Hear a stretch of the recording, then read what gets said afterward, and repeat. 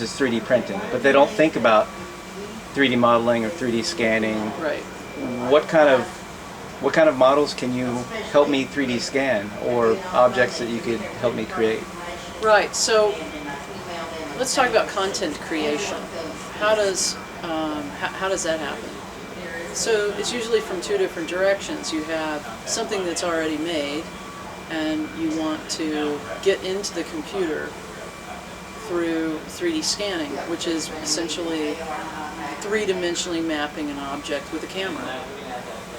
And 3D scanning affords the ease of getting very large objects to very small objects into a digital form. So we have an array of different scanners for different types of problems. We have very high resolution scanners for things as small as jewelry or teeth or dental type applications.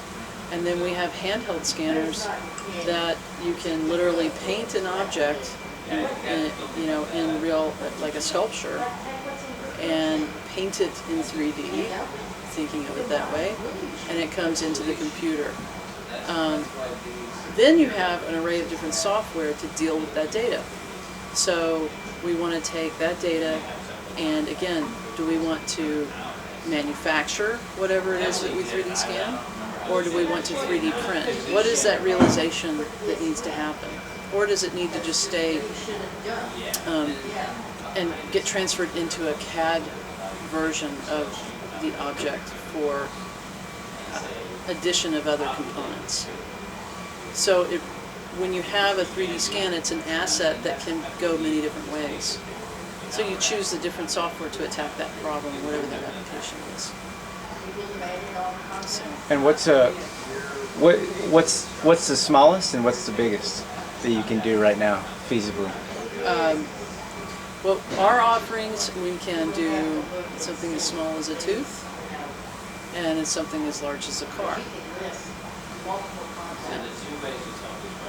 So there are other technologies out there that are doing buildings, entire buildings, and sitting on a street corner. So scanning can be used to do architectural elements, or a cave in Egypt or something. You know, you can do something as large as that.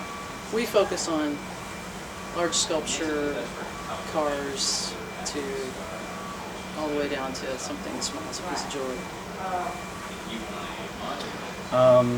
3D printing.